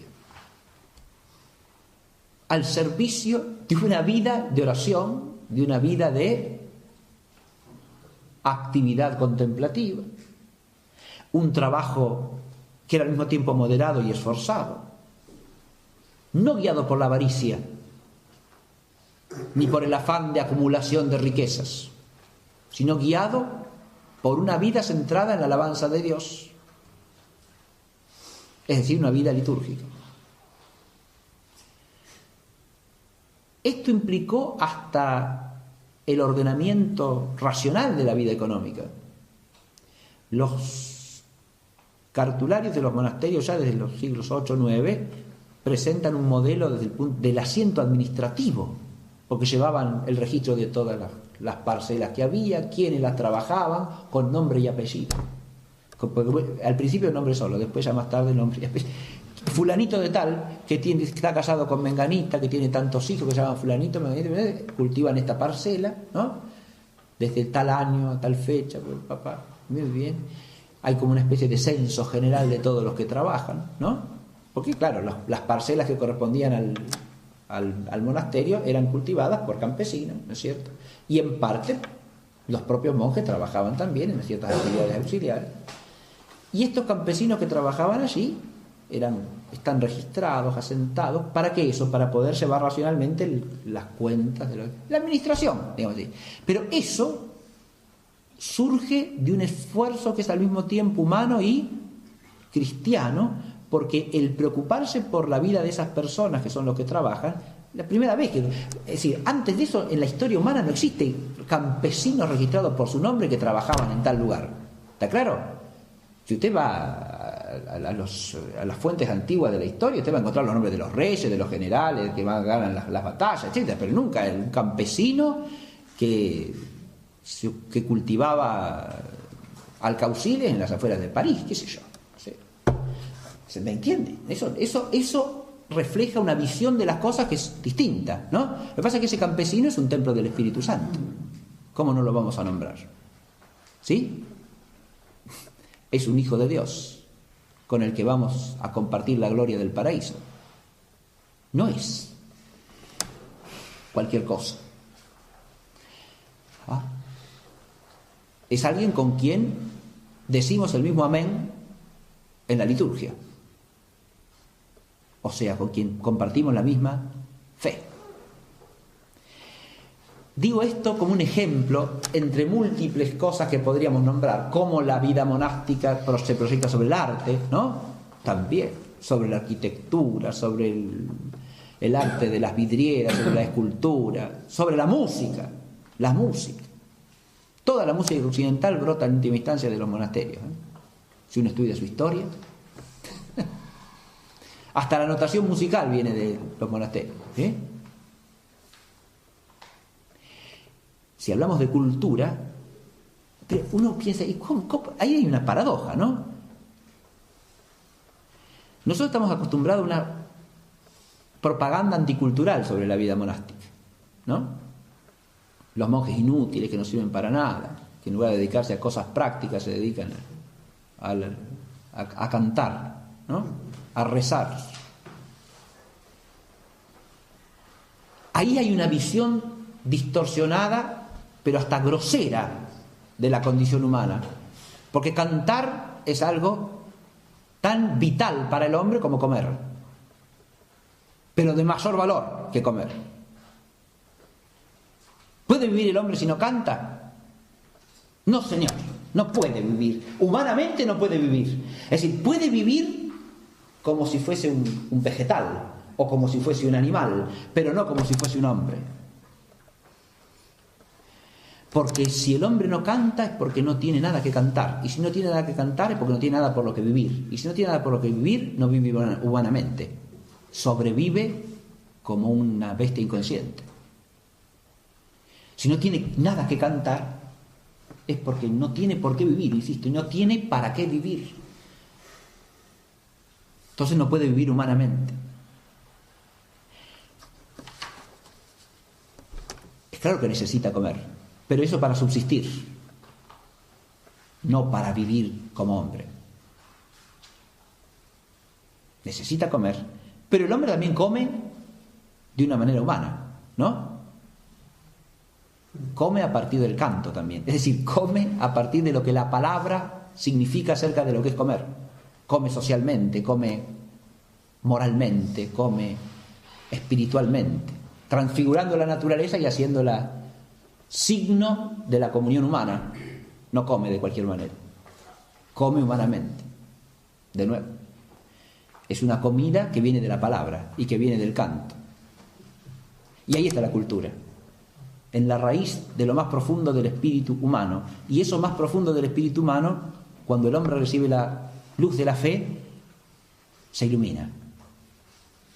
Se ilumina según la sabiduría de Dios y para la plenitud de la vida de Dios.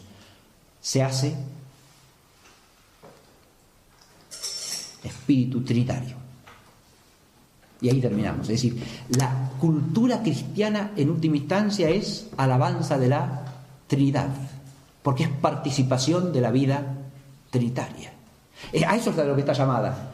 Porque mientras vivimos en el mundo nos esforzamos por que nuestra existencia sea alabanza de la Trinidad y participación de su vida, y transformamos las cosas para que dinámicamente se vayan conduciendo hacia el fin que las aguarda, que es la alabanza plena de la Trinidad, cuando seamos transformados según la semejanza del Logos encarnado y resucitado, es decir, alcancemos la participación de su gloria.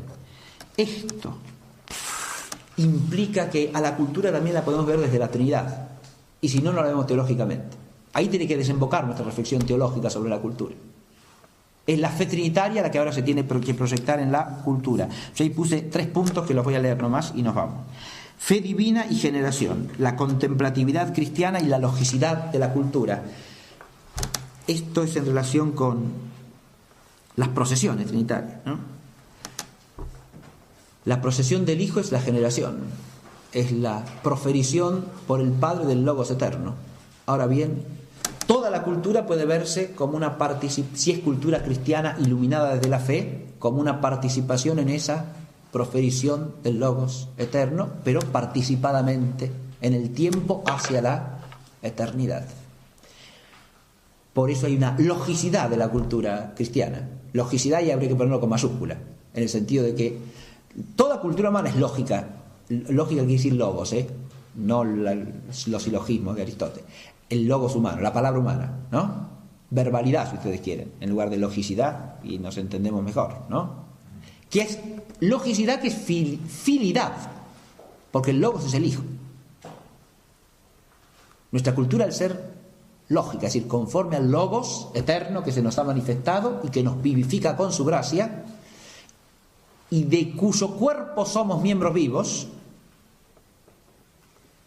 En la medida en que es lógica, nuestra cultura está impregnada del logos, y eso solo puede serlo por la fe, ¿no?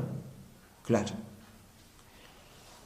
En la medida que es lógica, es una cultura trinitaria. Porque si todo lo que hacemos procede por vía del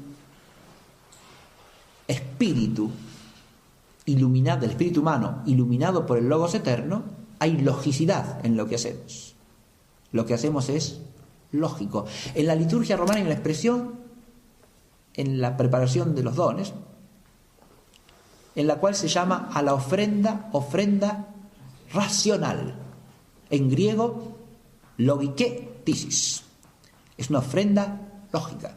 Es decir, según el logos. Según el logos. Toda nuestra cultura tiene una ofrenda lógica. O sea, según el logos. Y de nuevo, eso tiene a la liturgia como arquetipo, ¿no?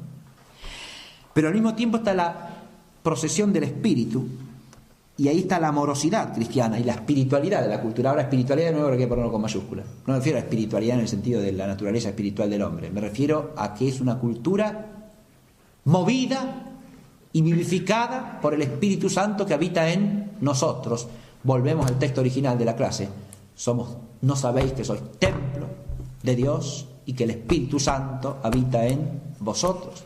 Pero si somos templo en que habita el Espíritu de Dios, todo lo que hagamos tiene que ser como una participación de esa procesión del hálito que es el Espíritu del Padre y del Hijo en la eternidad de la Trinidad. Y esa es una inspiración de amor divino, es una inspiración agápica. Por eso, en última instancia, la cultura cristiana tiene que ser participación en el ágape personal que es Dios. Y ahí está la última dimensión que podemos señalar teológicamente. La cultura cristiana es en última instancia cultura interpersonal. Cuanto más profundamente entre personas sea la actividad cultural y más personalizante sea, más profundamente cristiana será en el sentido de la relación entre las personas humanas como reflejo, porque es bien relación en el ágape, en el amor creante, donante, elevante, transfigurante, salvífico y planificador. Es entrega y mutua comunión en el amor, y en la medida en que es eso, toda actividad humana en el tiempo es reflejo de la vida trinitaria. Y entonces la cultura adquiere su sentido último, que es ser preparación del banquete del reino, que es el banquete del ágape.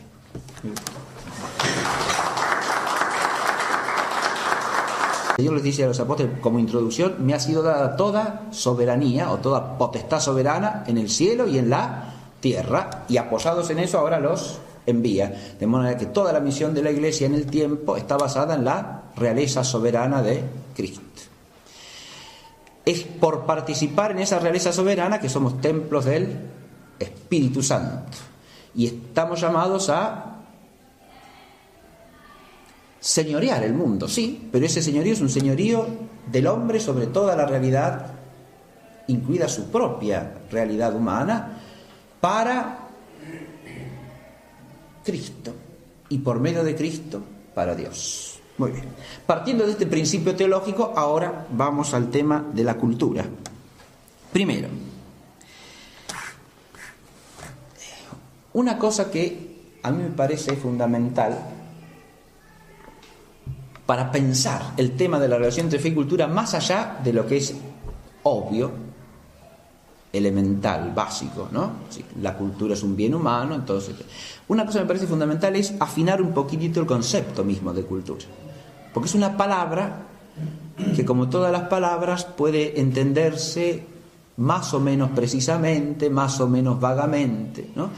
Y podemos caer en confusiones ya en la noción misma que nuestra inteligencia capte a través de esa palabra, si es que tenemos alguna noción precisa. Porque lo otro que puede pasar, peor todavía, es que nos suene solamente de una manera retórica y que no tengamos ningún concepto preciso de lo que llamamos cultura. Y por ahí se nos pueden filtrar confusiones enormes. Lo primero que hay que distinguir es dos sentidos históricos de cultura. Este es un tema que incluso vimos en el curso del primer cuatrimestre. la distinción entre el sentido estricto de cultura y el sentido lato, ¿no? Lo que Jäger llama el sentido valorativo de cultura y el sentido meramente descriptivo. Entonces, primero, la cultura en sentido estricto es todo esfuerzo en pos del perfeccionamiento del hombre como hombre en orden al fin último del hombre, que es el concepto clásico de la paideia griega. Si partimos de ahí, tenemos un concepto de cultura que es, como dice Jäger muy bien, valorativo, porque implica la noción de un perfeccionamiento y en pos de un fin. Por lo tanto, implica una noción definida de lo que es el hombre, porque si no, no puedo hablar de perfeccionamiento del hombre como hombre.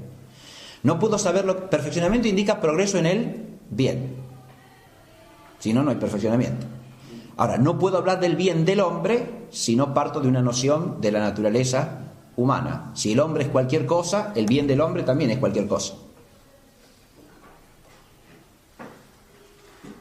Pero además, ese perfeccionamiento del hombre en cuanto hombre, o sea que en esto hay una cuestión fundamental. Si es perfeccionamiento del hombre en cuanto hombre, está centrado en lo que llamamos el bien específicamente humano y por lo tanto, primariamente el bien espiritual.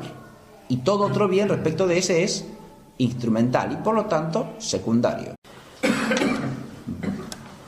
Antes de empezar la clase quería comentar que ha fallecido una persona que era asidua a los cursos de la Fundación, que es la doctora Alba García Cueto, ¿sí?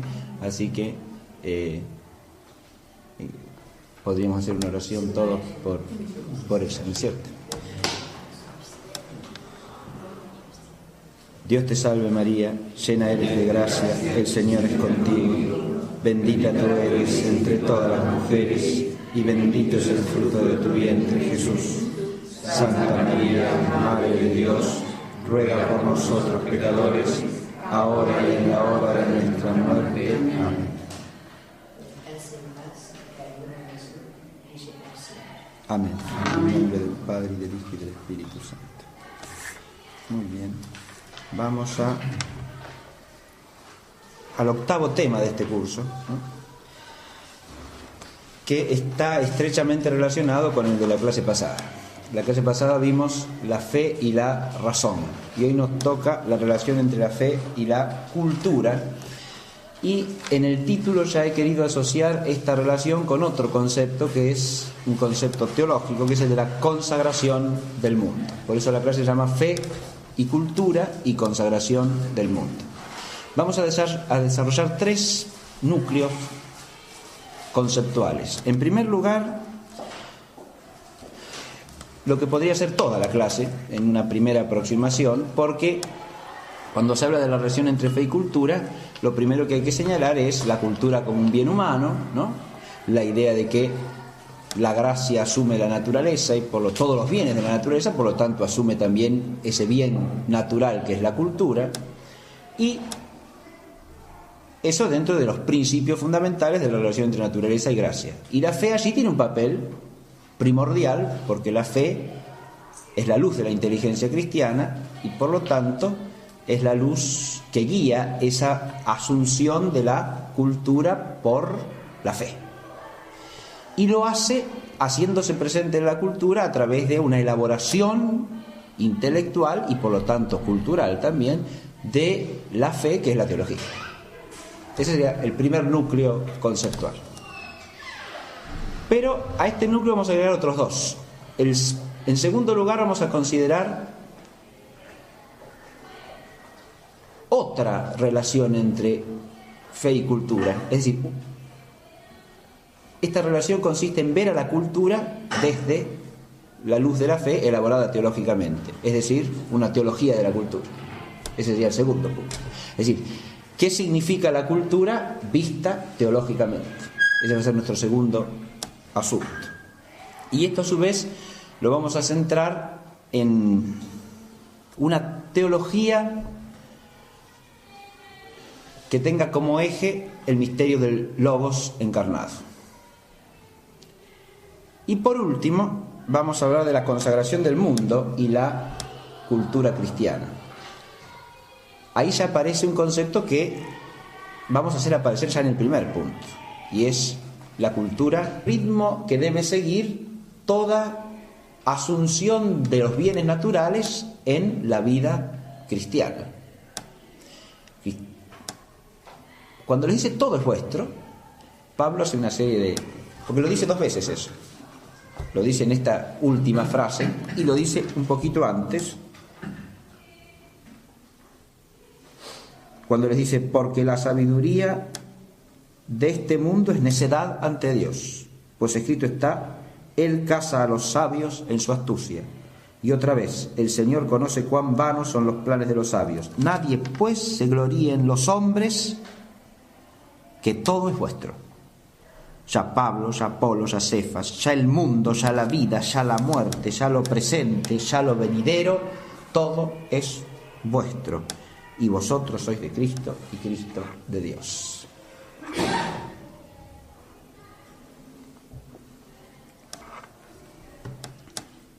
Ese todo es vuestro, en este contexto se refiere a, primero, a aquellos que han ido a anunciarles el Evangelio, ¿no? Porque menciona a Pablo, a Apolo, a Cefas. Ellos son de ellos, les pertenecen de alguna manera. Y después dice, ya el mundo, ya la vida, ya la muerte, ya lo presente, ya lo venidero. O sea, el mundo, toda la realidad creada, quiere decir el mundo aquí. La vida, la muerte, lo presente y lo venidero, todo es vuestro.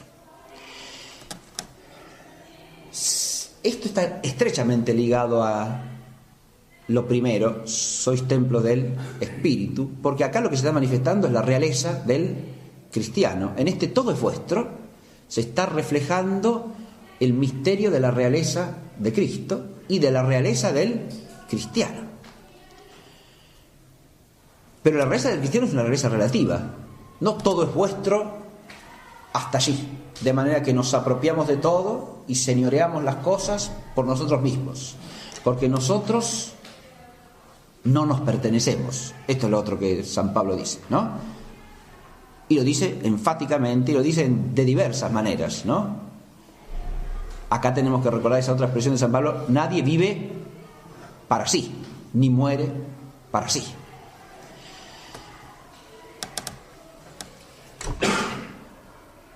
Nada existe para sí.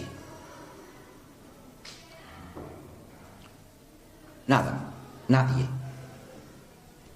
A Dios no se le puede aplicar propiamente la expresión de que vive o existe para sí, porque el para indica una finalidad y Dios no tiene fin. Dios es el fin de todo, pero precisamente por ser absolutamente perfecto no tiene finalidad. Y las cosas creadas existen para Dios, de manera que para sí no existe nada. Eso es un principio hasta metafísico, ¿no? Que acá está dicho desde la luz de la revelación como el principio de la realeza y de la soberanía de Dios por medio de Cristo. Recordemos que el mandato apostólico es cristiano. Pero la cultura se puede entender primariamente como un bien de naturaleza, sí, claro que sí, pero como todos los bienes de naturaleza está llamado a ser transfigurado por la gracia, de manera tal que así como hay un hombre cristiano, hay una cultura cristiana. Pero esta cultura cristiana es un instrumento de la consagración del mundo. Es el concepto que vamos a poner en el tercer lugar, y allí termina o culmina la teología de la cultura de alguna manera, porque en esa consagración del mundo vemos la totalidad de las cosas como dedicadas y destinadas al Dios que es Padre y es Hijo y Espíritu Santo como fin último. Estos son los 3 núcleos que vamos a tratar de presentar. Para abordar el primero, para cada uno he puesto un texto introductorio, ¿no? En el primero, el final del capítulo 3 de la primera a los Corintios, que ya hemos citado más de una vez. Todo es vuestro, mas vosotros sois de Cristo, y Cristo de Dios.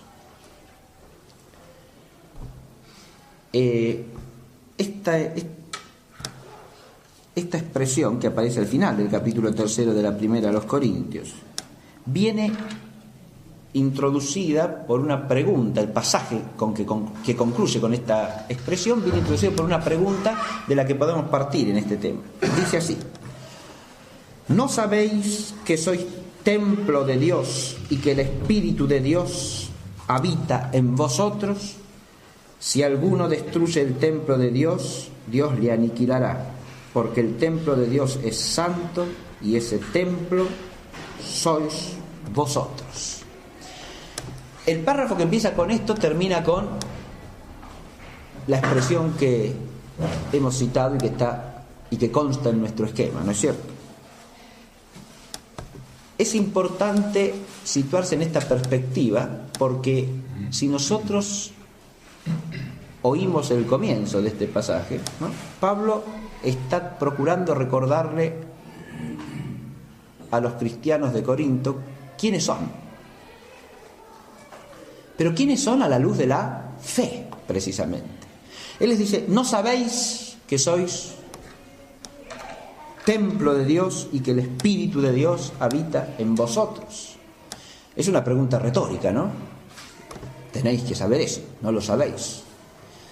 Pareciera que no lo sabéis. Eso es lo que les está diciendo. Pero eso lo saben. ¿Con qué saber? Y solamente lo saben a la luz de la fe. Y es esa conciencia de ser templos del Espíritu, templos de Dios, lo que Pablo toma como fundamento para decir todo lo que sigue. Y eso que sigue culmina con esta afirmación: todo es vuestro, mas vosotros sois de Cristo y Cristo de Dios. Esta expresión suele citarse muchas veces precisamente para aludir a ¿qué? En el concepto de cultura estricto, no se trata de todo lo que hace el hombre, de toda actividad humana, de la misma manera, porque no toda actividad humana, ni todo perfeccionamiento del hombre, ni todo lo que hace el hombre, tiende igualmente y del mismo modo al perfeccionamiento del hombre como hombre. Es claro que el perfeccionamiento del hombre como hombre tiene que ver primariamente con la iluminación de la inteligencia por la verdad, el perfeccionamiento moral del hombre por las virtudes y el ordenamiento del vivir humano en su totalidad por la relación del hombre con lo absoluto religiosamente. Esas son las tres cosas, los tres ejes que perfeccionan primariamente al hombre como hombre.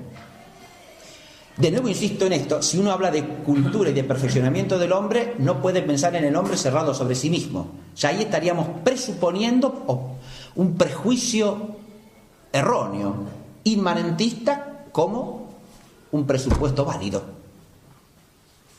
cuando en realidad es exactamente al revés. Si hablamos de perfeccionamiento del hombre, hablamos siempre de una relación positiva del hombre con lo que lo trasciende, porque no se perfecciona sino en la medida que se finaliza, en la medida que cumple con su fin, con el fin de su naturaleza. Y su naturaleza específicamente es una naturaleza racional. Por eso dije que los bienes que hacen al perfeccionamiento del hombre como hombre son primariamente los bienes del espíritu, de la inteligencia, de la voluntad racional y del hombre inteligente y libre en relación con lo absoluto, en relación con la divinidad. ¿Esto implica el perfeccionamiento de las relaciones entre los hombres? Por supuesto que sí, porque tanto lo intelectual como lo moral como lo religioso el hombre no lo puede vivir sino en la medida en que vive las relaciones sociales, las relaciones entre los hombres. Esto implica también el perfeccionamiento del dominio del hombre sobre la naturaleza infrahumana, también, porque solo en la medida en que el hombre desarrolla las artes en su totalidad, ¿no?, y humaniza el entorno, puede vivir humanamente y puede realizar adecuadamente las relaciones sociales. Pero estas dimensiones que estoy señalando de la cultura implican un orden, y ese orden también hace a la noción estricta de cultura. No se cultiva, por ejemplo, las artes por ellas mismas, si se las cultiva culturalmente. No se trata simplemente de desarrollar, por ejemplo, la agricultura sin más, para tener una agricultura más perfecta. Y no. La agricultura es parte de la cultura, ¿no? De ahí viene además, ahí está la palabrita latina que nosotros usamos para hablar de la paideia griega, que es una de las versiones latinas. La otra es la humanitas, ¿no? Que es la más propia, como dice Cicerón, ¿no? La humanitas de Cicerón equivale a la paideia griega. Es decir, lo que hace al hombre propiamente hombre, lo que humaniza plenamente al hombre, no en el plano esencial, sino en el plano del perfeccionamiento y por lo tanto de lo que es accidental desde el punto de vista ontológico, ¿no? Ahora, el orden que acabo de mencionar es